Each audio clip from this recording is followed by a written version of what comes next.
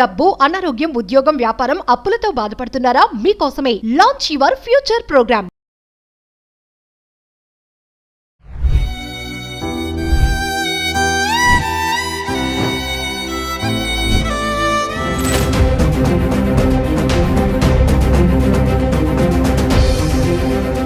నమస్తే, welcome back to Suman TV. ప్రస్తుతం మనతో పాటున్నారు ఎనలిస్ట్ మందరి కృష్ణారెడ్డి గారు. నమస్తే సార్. నమస్తే అమ్మా.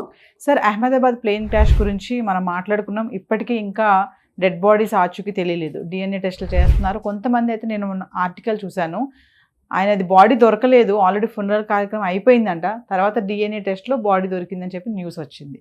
అంటే ఇంకా ఇలాంటి వార్తలు మనం వింటున్నాను. ఏదైనా చాలా ఘోరమైన సంఘటనే. ప్యాసింజర్స్తో పాటు మెడికోస్తో పాటు కొంతమంది అక్కడ ఉన్నటువంటి పరిసర ప్రాంతాలు ఉన్నటువంటి వారు కూడా గాయాలు పాలయ్యి చనిపోవడం చూసాం.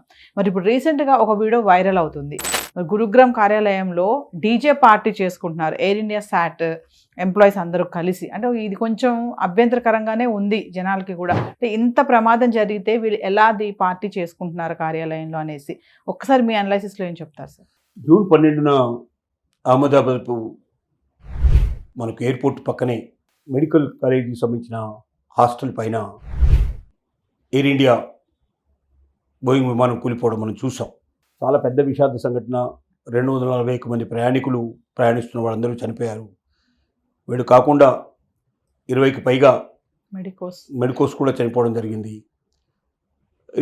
దాదాపుగా 275 శవాలు సుమారుగా లభ్యమయ్యే పరిస్థితి ఏర్పడింది.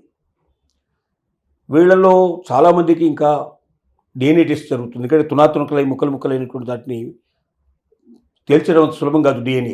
డిఎన్ఏ టెస్ట్ చేయాలంటే ఆ బ్లడ్ సర్క్యులేట్ అవుతున్నటువంటి బ్లడ్ అవుతుందో బ్లడ్ అక్కడే ఉన్నట్టయితే, దేహంలో ఉన్నట్టయితే సులభంగా చేయడానికి అవకాశాలు ఉంటాయి. కొన్ని మజిల్స్ అట్లాంటివి, కొన్ని నర్వ్స్ అట్లాంటివి దొరికినట్టయితే చాలా ఈజీ అవుతాయి. కానీ వీటిలో దేనిది ఎక్కడికి పోయిందో ఎక్కడ జరిగిందో తెలియని పరిస్థితుల్లో ఇప్పుడు బ్రతుకున్నటువంటి వాళ్ళకి సంబంధించిన డిఎన్ఏ టెస్ట్ చేసి రెండింటిని మ్యాచింగ్ చేసి ఇది వీళ్ళకి సంబంధించిన శవం అని చెప్పి చూపడుతుంటే చాలా కష్టంతో కూడుకున్న పని. జూన్ 21 నాటికి, ఇంకా ఈ నెలలో జూన్ 21 నాటికి 202 శవాలను మాత్రమే అప్పగించడం జరిగింది. అంటే దాదాపు ఇంకా 70కి పైగా శవాలు ఉన్నాయి. ఇంకా ఈ 70కి సంబంధించిన శవాలు ఏమిటి అసలు పరిస్థితి, అసలు వీటి దొరుకుతాయా లేవా, వీటి ఆనవాళ్ళు దొరుకుతాయా లేదా, డిఎన్ఏ లోపల పలాని శవం ఇదని తేలుతుందా లేదా కూడా ఇంకా తెలియదు. ఇంకా చాలామంది అక్కడే ఎదురు చూస్తూ ఉన్నారు. ప్రతిరోజు అక్కడికి వచ్చి కూర్చొని ఎప్పుడవుతుందా, ఇది పూర్తవుతుందా, మా వాళ్ళకి సంబంధించిన ఆచూకీ ఏమైనా దొరుకుతుందా అని ఎదురు చూస్తున్న వాళ్ళు చాలామంది ఉన్నారు. ఈ దుఃఖ సముద్రంలోంచి ఇంకా దేశం కోలుకోలేదు. ఇలాంటి పరిస్థితుల్లో ఇది జరిగింది గుజరాత్లో జరిగినట్టయితే ఈ సంఘటన ఢిల్లీ పక్కన ఉన్నటువంటి గురుగావ్లో అక్కడ ఎయిర్ ఇండియా అంటే శాట్స్ అనేది సింగపూర్ సంబంధించినటువంటి వ్యవస్థ, ఎయిర్ ఇండియా సంబంధించి రెండు కలిపి జాయింట్గా గ్రౌండ్కు సంబంధించినటువంటి వర్క్స్ అని చేస్తుంటారు. అంటే విమానం దిగంగానే వెంటనే ప్రయాణికుల్ని తీసుకురావటం లేదా క్లీన్ చేయడం, విమానాన్ని క్లీన్ చేయడం, పెట్రోల్ నింపడం లాంటివి, ఇంకా అంటే విడిభాగాన్ని కరెక్ట్గా ఉన్నాయని చెక్ చేయడం లాంటివి, ఇట్లాంటి వాటిలో గ్రౌండ్ వర్క్ చాలా ఉంటుంది. ఈ గ్రౌండ్ వర్క్ నిర్వహించే దాంట్లో ఈ సింగపూరు శాట్స్ అలాగే ఎయిర్ ఇండియా కలిపి శాట్స్ అని పిలుస్తారు దాన్ని. దీనికి సంబంధించిన ఎంప్లాయీస్ అంతా ఉన్నారు. వీళ్ళలో అధికారులు, బెంగళూరులో ఉన్న అధికారులు, ఢిల్లీలో ఉన్న అధికారులు, అలాగే మన గుజరాత్లో ఉన్న అధికారులు, వాళ్ళంతా కలిసి గురుగావ్లో సమావేశం కాకుండా డీజే పార్టీ పెట్టారు. అక్కడ డ్యాన్సులు, తాగుడు, వ్యవహారాలు ఇవన్నీ ఉన్నాయి దాంట్లో. అంటే పెద్ద సంబరం చేసుకుంటున్నారు, పెద్ద సంతోషపడుతున్నారు. ఇది చాలా బాధాకరమైన విషయం అని చెప్పేది ఎవరు నడిచారు దాన్ని ఫోన్ చేసి. మీ వైపు ప్రతి ఒక్కరు కెమెరానే, అందరి చేతుల్లో కెమెరా ఉన్నాయి, కోట్ల కొద్ది కెమెరాలు ఉన్నాయి. న్యూస్ వేగంగా వెళ్ళిపోతుంది. ఒకప్పుడు ఏమిటంటే కెమెరా తీసుకొని పోయి ఏదైనా ఒక ఛానల్ తరపున వెళ్ళి తీస్తేనే అది ఏమన్నా ప్రచారం అయ్యేది. ఇప్పుడు అలా అవసరం లేదు. ఎక్కడ పడితే అక్కడ ఏ చిన్న మనిషి అయినా సరే, చిన్న పిల్లాడైనా సరే, వాడు వీడియో తీసేసి ఒకసారి క్లిక్ అనిపిస్తే అది ఎక్కడి నుంచి ఎక్కడికి వెళ్తుందో అక్కడి నుంచి సోషల్ మీడియాలో అసలు ఆ వ్యక్తులు ఇంకా అక్కడి నుంచి ప్రయాణం చేయకుండా బయలుదేరక ముందే మొత్తం ప్రపంచానికి అంతా ఈ వార్త తెలిసిపోయే పరిస్థితి ఏర్పడుతుంది. ఇలాంటి పరిస్థితుల్లో ఎవరో వీడియో తీసి వీడియోని అప్లోడ్ చేశారు.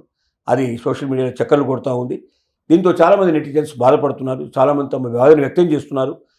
ఇంతవరకు శవాలే పూర్తిగా ఇంకా ఎవరివో ఐడెంటిఫై కాని పరిస్థితి ఉంది. ఇంత పెద్ద ఘోరం నేరం జరగడానికి కారణం ఒక రకంగా ఎయిర్ ఇండియానే ఒక కారణం అంటారు కదా. ఎయిర్ ఇండియా విమానం ఎప్పుడైతే ప్రమాదం లోనైందో అది ఖచ్చితంగా అది ఎయిర్ ఇండియాకు సంబంధించినటువంటి ప్రమాదంగానే చాలామంది చెప్తూ ఉంటారు. లోపం ఇంకా మీ దగ్గరే ఉంది, మీరు ఇంకా సరైనటువంటి పూర్తి ఇన్ఫర్మేషనే వాళ్ళకి లేదు. 202 శవాలే జూన్ 21 అక్కడికి వచ్చింది దొరికినప్పుడు ఇంకా 70 పైన ఉండేటువంటి శవాలకు సంబంధించిన ఆచూకే ఇంకా పూర్తిగా అంటే ఎవరిది ఏమిటో అనవాళ్ళు తెలియని పరిస్థితి, ఇంకా వాళ్ళ కన్నీటి చాలా తగ్గలేదు, ఇంకా తీరలేదు, ఇంకా గుండెలు అవిసేలాగా వాళ్ళు ఏడుస్తున్నారు. అంతమంది బాధపడుతూ ఉంటే ప్రపంచం అంతా కూడా దీని గురించి ఒక దిగ్భ్రాంతిలో ఉంటే మీరు పార్టీలు చేసుకోవడంలో అర్థం ఏమిటి? ఇది సరైనదేనా అని దీనికి సంబంధించినటువంటి ప్రశ్నలు ఉద్భవిస్తున్నాయి. సోషల్ మీడియాలో విపరీతంగా చక్కలు కొట్టడం. ఇది చూసిన తర్వాత ఒక ఆఫీసర్ వాళ్ళు దానికి సంబంధించిన ఆఫీసర్స్ ఇచ్చిన వివరణ ఏంటంటే, ఇది ఎవరైనా మనసును కలిచివేసి ఉన్నట్టయితే మమ్మల్ని క్షమించండి అని పెట్టారు. అంటే ఇది ఎవరికైనా బాధ కలిగి ఉంటే క్షమించండి ఇది, అంతేగాని మేము చేసుకోవడం తప్పని చెప్పట్లే. అక్కడ ఏం చెప్పాలి? ఇలా మేము తొందరపడ్డాం, ఇలాంటి పార్టీ చేసుకోవడం కరెక్ట్ కాదు, మేము ప్రవర్తించడానికి సిగ్గుతో తల ఉంచుకుంటున్నాం, దీనికి మమ్మల్ని అందరూ క్షమించండి, ఇలా ఉండాలి ఆ వివరణ. అలా లేదు. ఇది చూసి ఎవరైనా బాధపడి ఉంటే, అభ్యంతర పెట్టడం ఉంటే అట్లాంటి వాళ్ళు మమ్మల్ని క్షమించండి అని మాత్రం ఇచ్చారు తప్ప, అది మేము చేసింది తప్పనే విషయం మాత్రం వాళ్ళు గ్రహించలేదు. ఇది కరెక్ట్ కాదు.